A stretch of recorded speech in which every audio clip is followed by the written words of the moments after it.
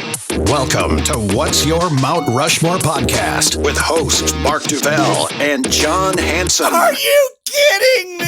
Two old friends and knuckleheads discussing and covering their top four choices for any and all topics, making up their Mount Rushmore selections each week. Nothing is off limits. As you listen, remember we always want to know, what's your Mount Rushmore?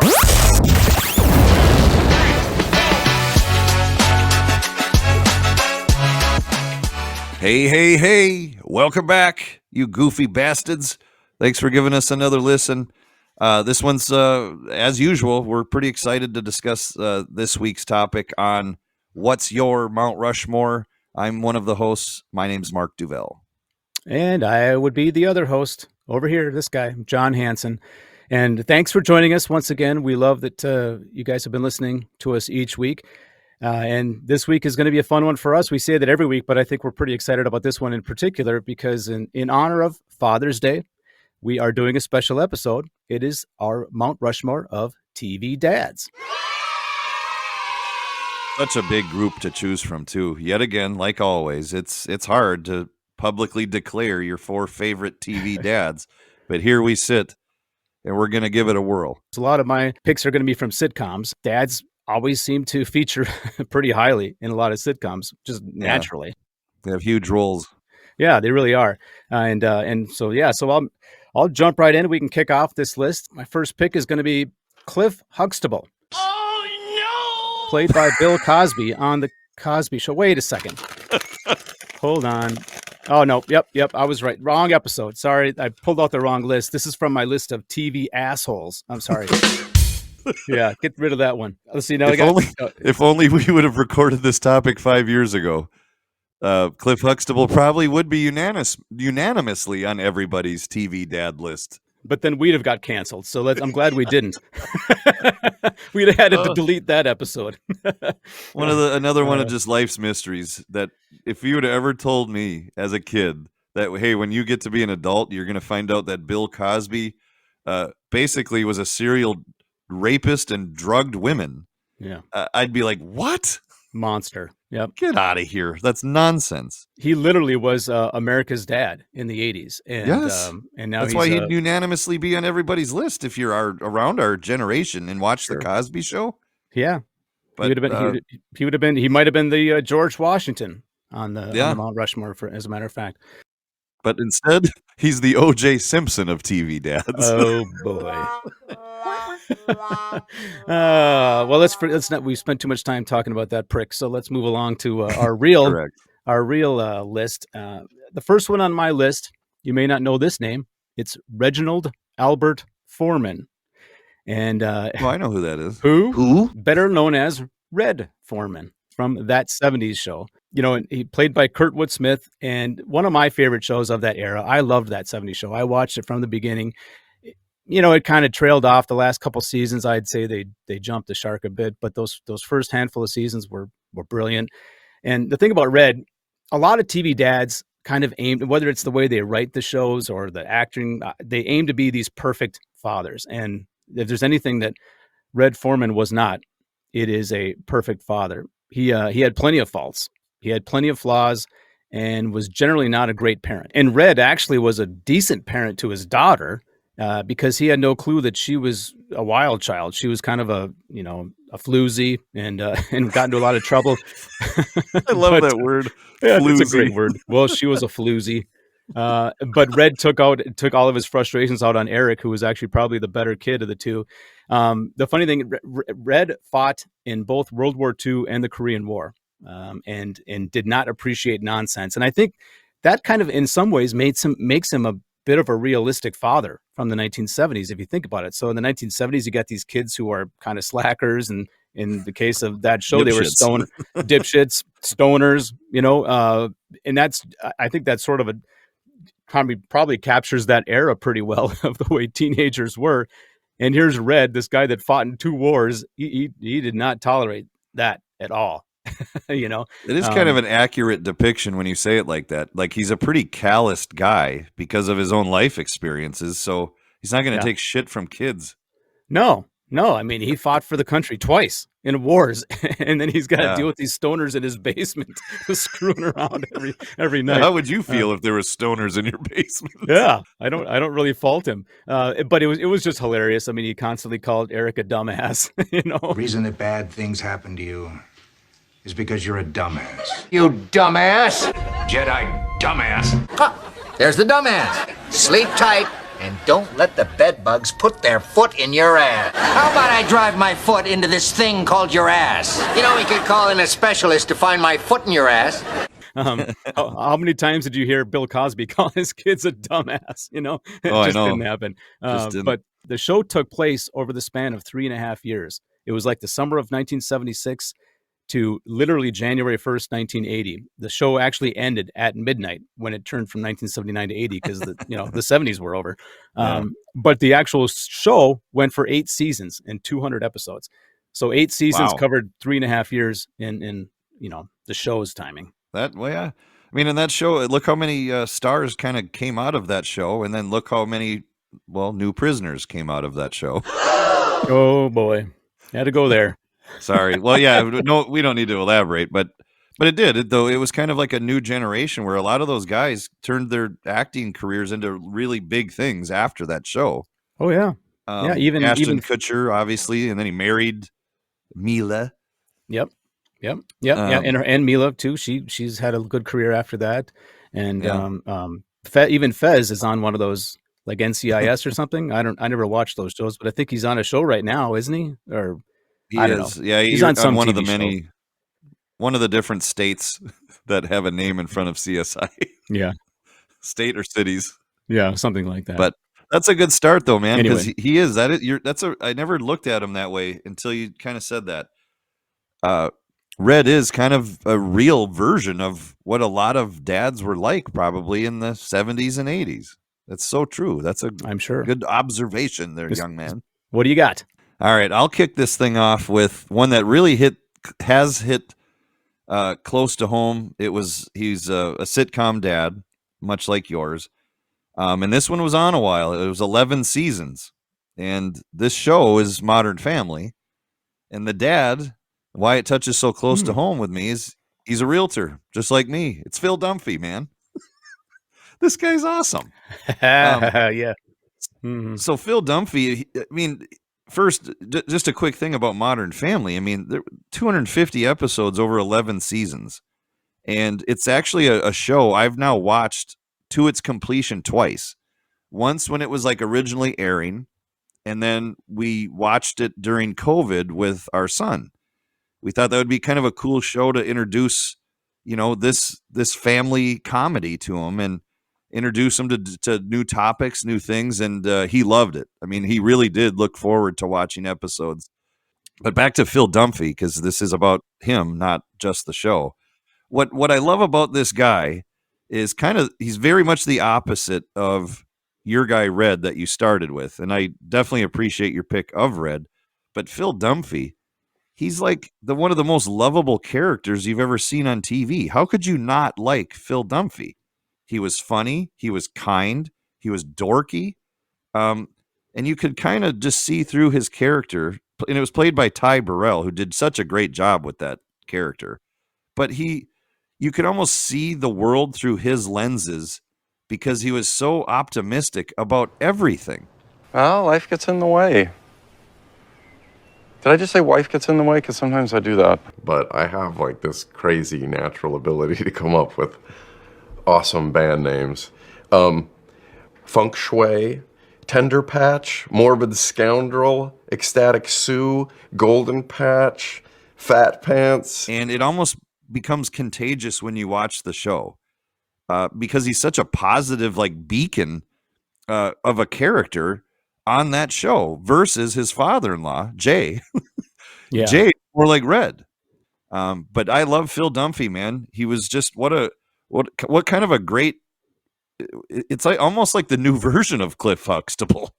Quite frankly, he's kind of a perfect dad. Oh He's boy, a good guy, a good husband, he's good with his kids. we're not going to hear anything bad about Ty Burrell now down the road, are we? We better not. You might have just jinxed him. Once fine with Mr. Bill. But yeah, hopefully Ty Burrell can just live a normal life now and enjoy all the money he made on Modern Family, which I'm sure was plenty. Yeah. Oh, yeah. Plenty indeed. Yeah. He's a great 250 episodes in primetime TV. I think he's fine. Yep. Yeah, that was a great pick. I loved that show too. He's not on my list. I considered him, and I considered Jay Pritchett too, played by Ed O'Neill. I considered him for my list from that show because I think they're both hilarious TV dads in their own way. I miss that show in some ways because we haven't had a lot of great sitcoms since that show went off the air, unfortunately. Yep. And very well cast. Yeah. Oh, from top to bottom, that show is very well cast. You're right. Love it. Cool. Well, we each got one on the board. What's number 2 for you? My number 2 pick is actually, this is one of 2 different characters on my list who are named Frank. Little teaser there. This one is Frank Barone from Everybody Loves Raymond. Is played by a brilliant Peter Boyle, who I first knew Peter Boyle from Young Frankenstein. Do you remember that movie? He played the Frankenstein monster. Very funny in that movie too. I'll be honest with you, I did not watch Everybody Loves Raymond when it was on. I did not watch one single episode of that TV show when it was airing. It started in the mid 90s and ran into probably the mid 2000s, I think, about 9-10 years. Yeah. I never watched it once. It just wasn't on my radar. It wasn't something that interested me. But in recent years, I've caught a lot of episodes. I've probably watched, I don't know, maybe 40 or 50 episodes of that show just in the last year or two. And, and it's kind of gotten me now. Maybe I had to age into it a little bit. Maybe at that point in time, it wasn't my thing. But one of the reasons I love this show is Frank Barone. He plays Ray Romano's character's father. Ray Barone is what Ray Romano's character's name is. And Peter Boyle plays Frank, and he's got all these great one-liners. You with your dirty magazines. One Playboy. For 29 years? I mean, who keeps pornography for 29 years? Anyone married to you. He's generally just a very crabby guy. I mean, he's not happy with his life. He thinks his kids are kind of pansies. He's always kind of complaining and bitching about his wife and things that she does. He's one of my favorite lines in any sitcom is one that he delivered. Can't you ever just be quiet? Don't you tell me to be quiet. I have a mind of my own, you know. I can contribute. I'm not just some trophy wife. You're a trophy wife? What contest in hell did I win? To land her as a trophy. Old curmudgeon. Old curmudgeon. It was just a great classic line. Much like Red Foreman, I didn't know this until I did a little research. The character also fought in the Korean War. And he kind of has that same generational thing where he just doesn't tolerate nonsense and bullshit. And the difference is that his kids are grown men and he still doesn't tolerate their nonsense, whereas Red just didn't tolerate them as teenagers. But so they kind of have some parallels there. Peter Boyle was nominated for 7 different Emmys during the run of that show and never won one time. Really? And despite every other main cast member winning an Emmy, every other person on that show of the main cast all won at least one Emmy, and Peter Boyle was left out. Isn't that weird when you hear things like that and you're like, how does that work? Like, he's clearly a big part of the show. How is he not getting acknowledged the way the other cast does? And after 6, wouldn't you just throw him a bone on the 7th one anyway? Exactly. I mean, we had the same kind of conversation in an earlier episode about Cheers, and that Norman Cliff, George Wendt, and John Ratzenberger never won an Emmy, and everybody else on Cheers did, except for those 2 guys. That's still just a sad, tragic fact, really, when it comes to TV.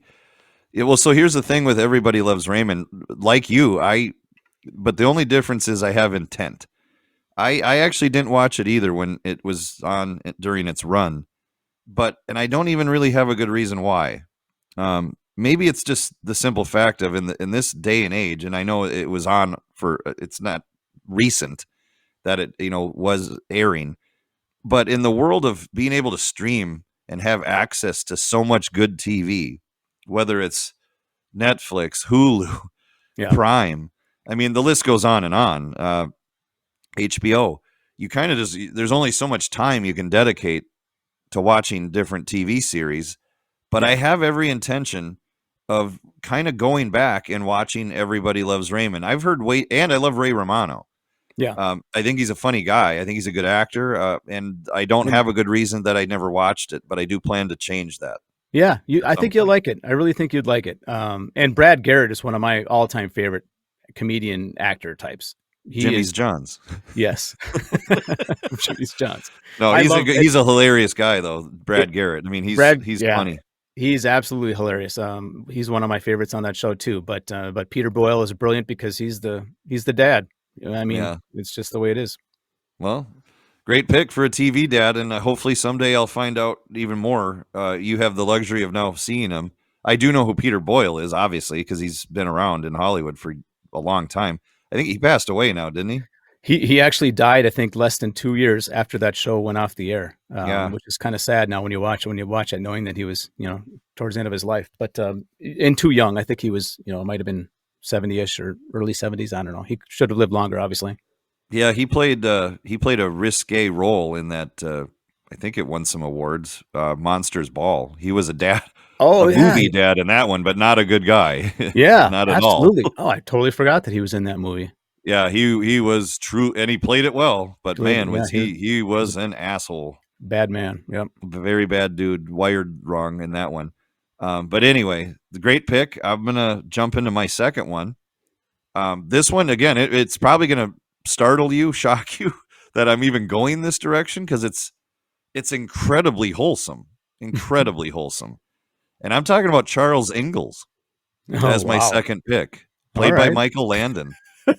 And again, sometimes the sentimental part of this, it's real. I mean, we are being real with people. I mean, when we get on here and you and I are talking and sharing our opinions, and again, and this is not with the intention of bringing anything down, but I did lose my dad at a young age. I was 16 when my dad passed away.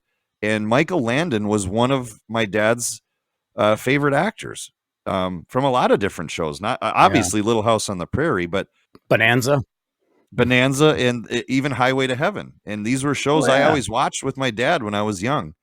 And Little House on the Prairie is clearly the one that sticks out the most to me.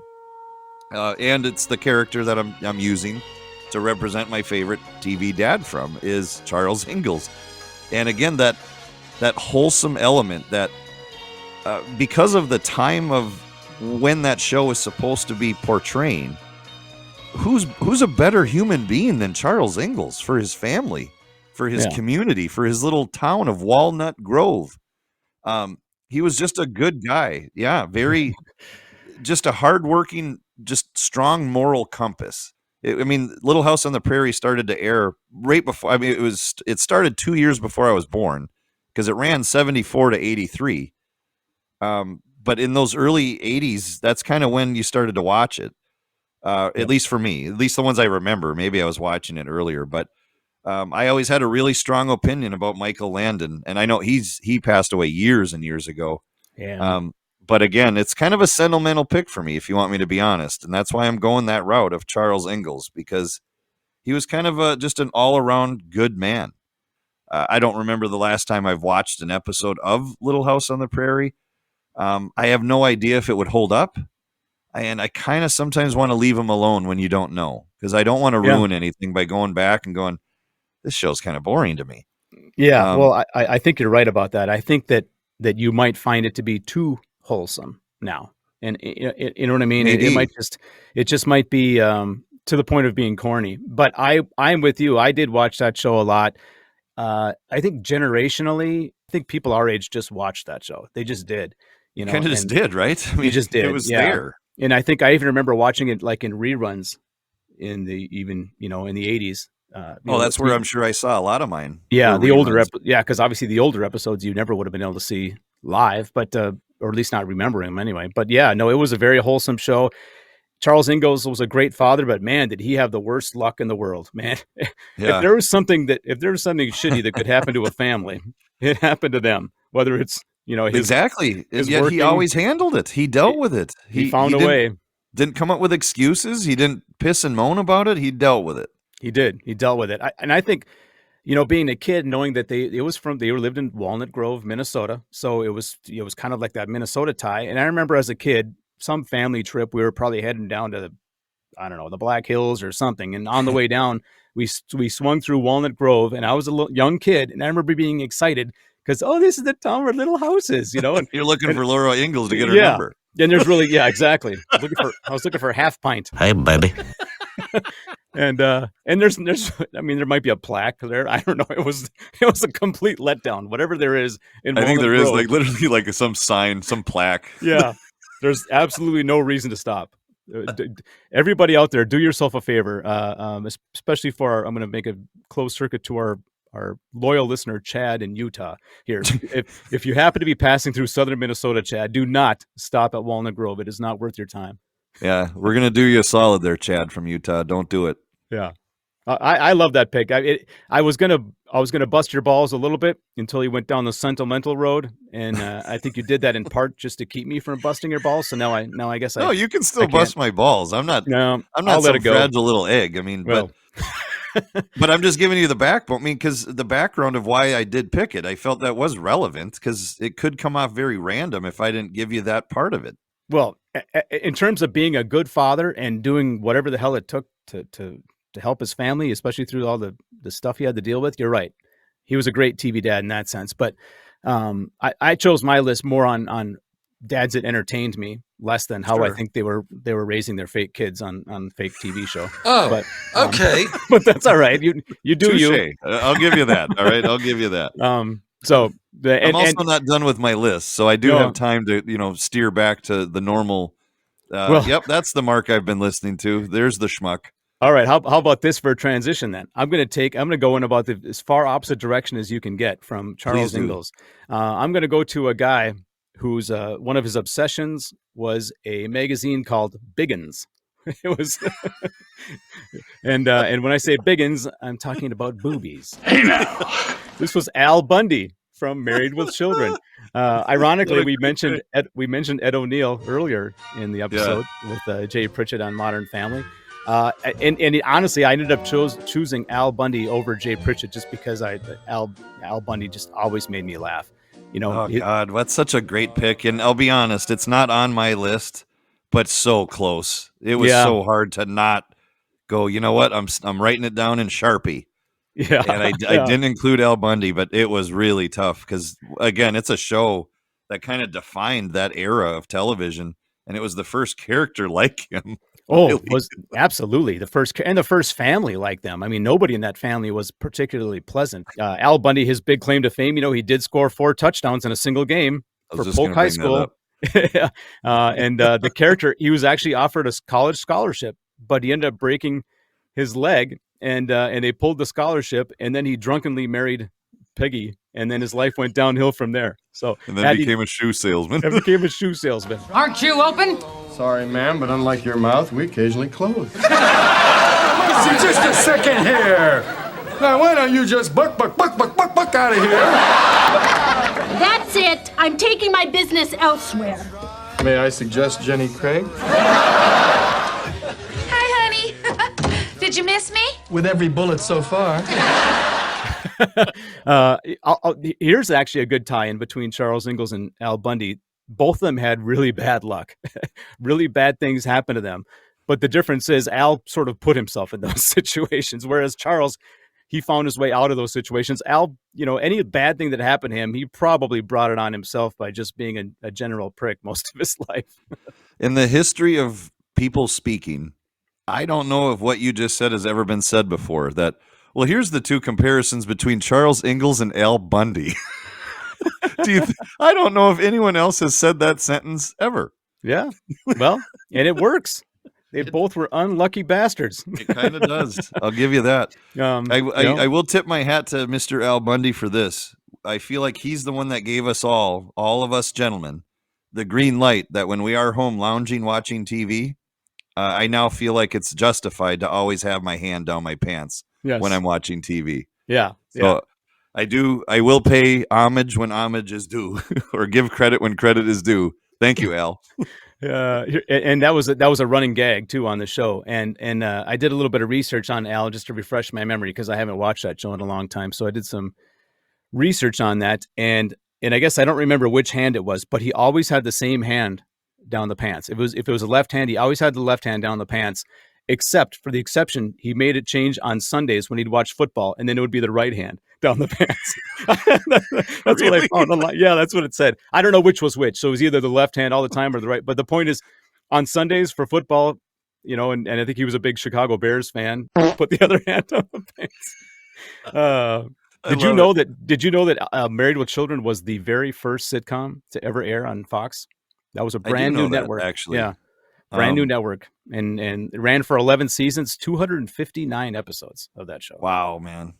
Again, that's why it's such a huge part of our the history of American TV and sitcoms. Yeah, that's the Bundy family. They're all iconic. Every damn one of them for different reasons. And other than Bud Bundy, all three of the other family members went on to have good careers too. And sadly, Bud did not. Whatever he's Bud. doing Bud became the dud.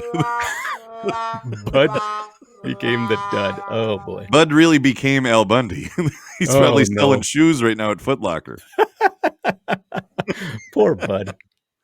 Sorry, Bud. Yeah. Well, there you go. That's mine. Great Al Bundy. What's your next? Well, my next one, I'm going to somewhat stay in that lane of another character that really just represented the whole, the epitome of being a good dad. Also was entertaining because this show really took the world by storm somewhat recently. And the show is This Is Us on NBC. Oh, yeah. And the dad, Jack Pearson. And it's one of those shows that when it first aired and it first hit, I feel like there was a ton of buzz about it because of how it was filmed and how they were going about telling the story, bouncing all over from different times. Yeah.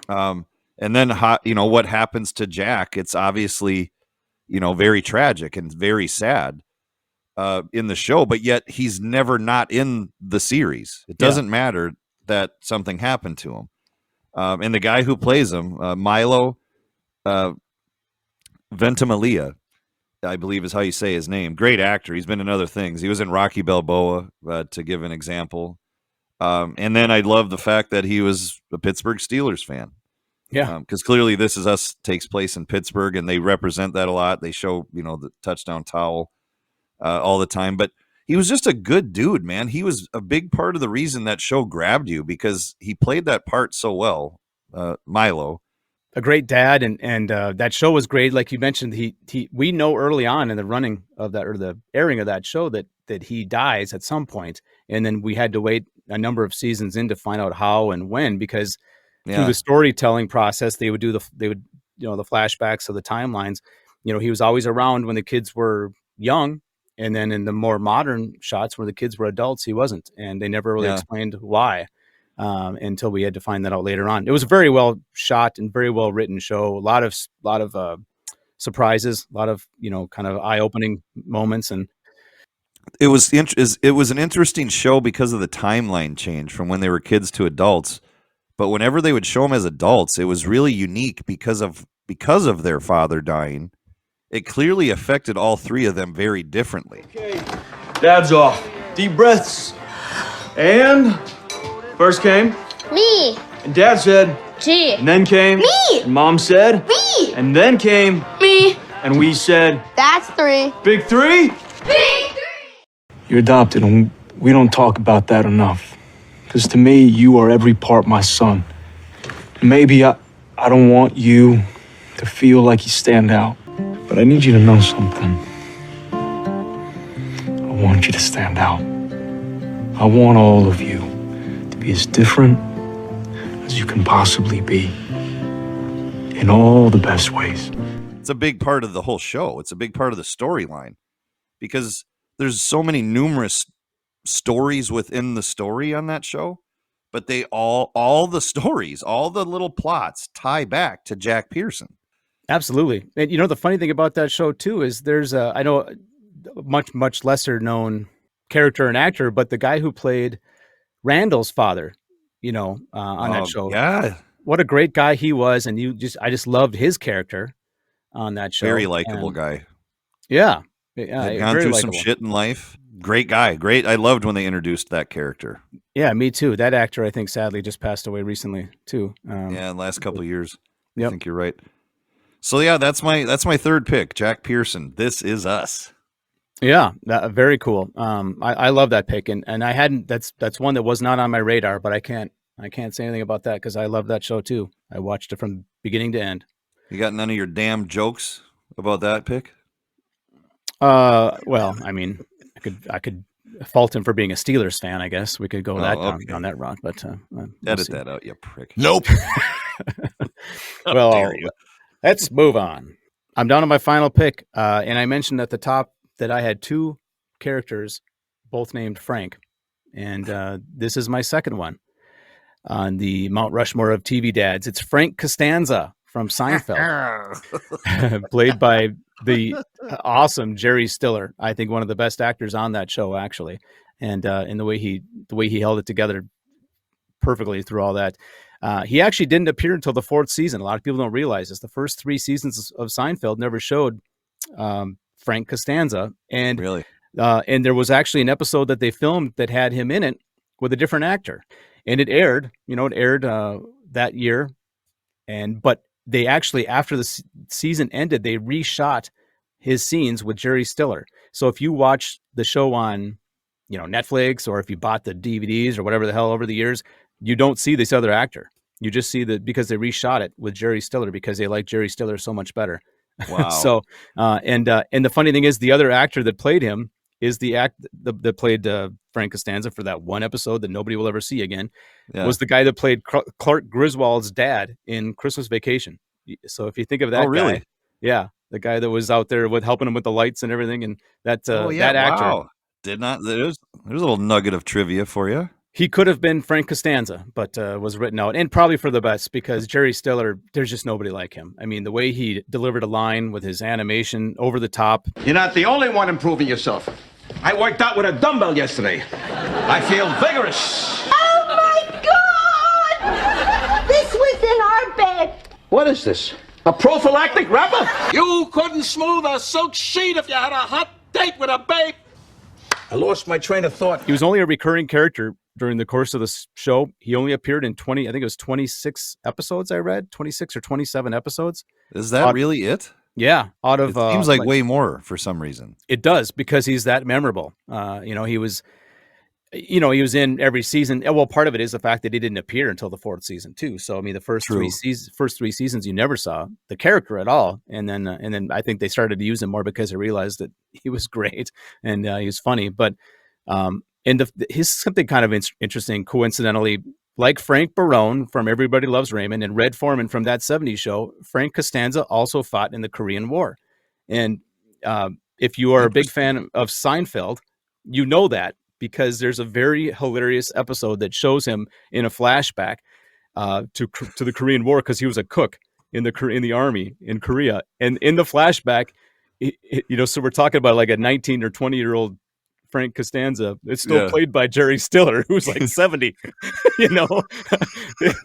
He's wearing his fatigues and everything, and it looks brilliant. like Totally a MASH brilliant. type tent and everything, except it's this 70-year-old guy playing a 20-year-old at war. At war. And to the best of my knowledge, I could be wrong about this, but I think he's the only character on either of our lists who has created his own holiday, Festivus. At the Festivus dinner, you gather your family around and tell them all the ways they have disappointed you over the past year. Well, happy Festivus. What is that? Is that the pole? George, Festivus is your heritage. It's part of who you are. That's right, for the rest of us. Yes. To this day, Festivus was December 23rd. To this day, they still play that episode of Seinfeld every year on December 23rd.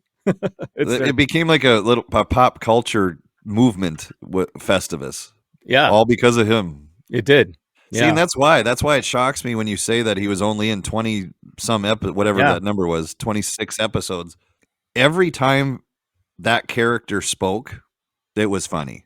Yeah, it was. There's never a line he delivered that didn't at least make you chuckle, and then a lot of them just made you flat out laugh. Yeah. And it's his looks, it's his animation, it's his voice, it's the way he erupts. Yes. It's like he's like Lewis Black. Yeah. In a weird way, like where he ramps up when he's talking. He gets really worked up very easily.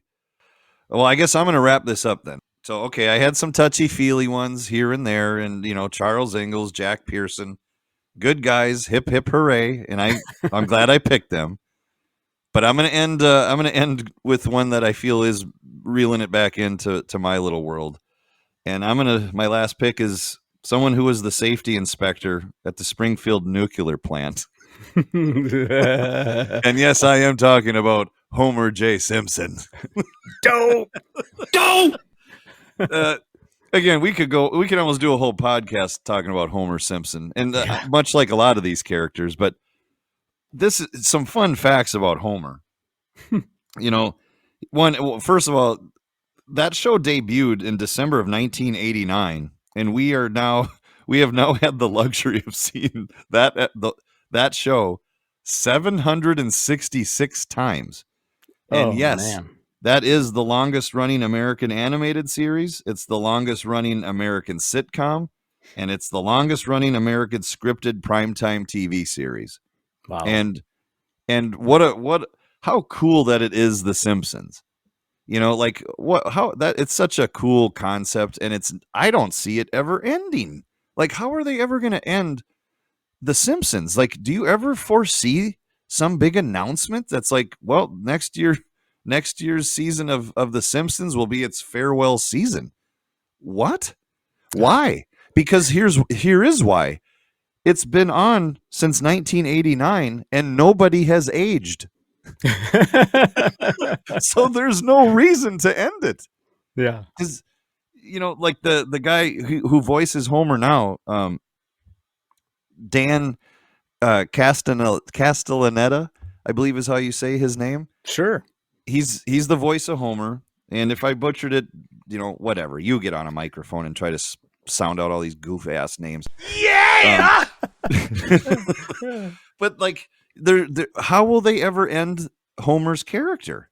Would they ever have the nerve of killing off Homer Simpson?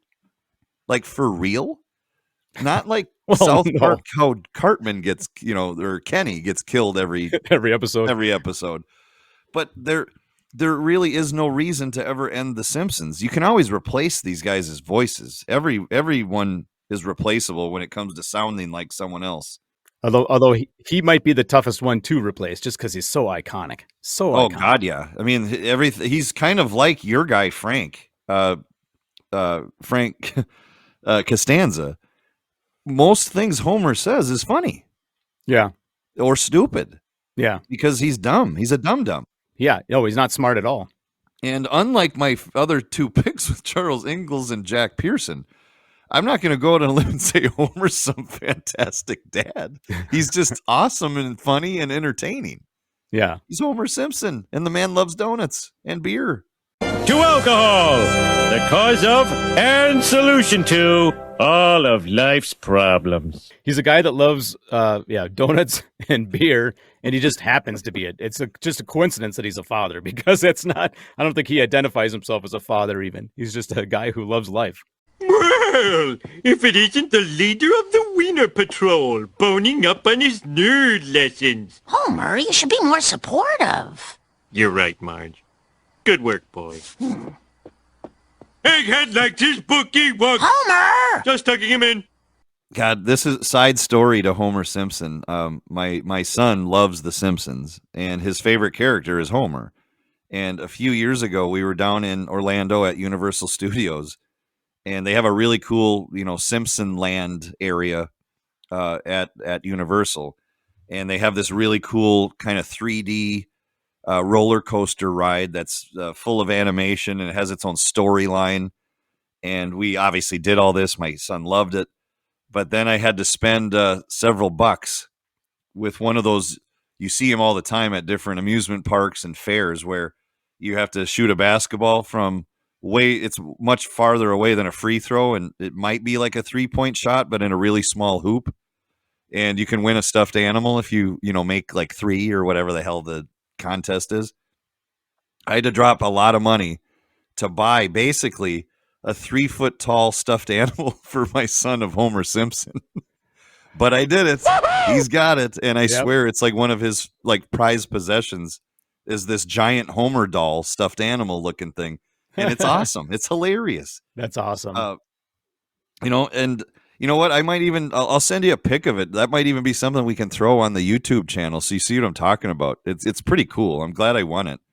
And I was dialed in that day, just dropping threes, making it rain out in Orlando. But he was so happy that I won that for him, and quite frankly, so was I, because we were there with our family, and my nephew was there, and he loves The Simpsons too. In fact, he got a big pair of Homer Simpson slippers. Nice. With his giant head, and you stick your feet in his mouth. Yeah. Oh yeah. Because I wanted to crowbar this in. I'm pretty sure when you said that Married with Children was the first sitcom, I got to assume The Simpsons was not far, if not in that same ballpark.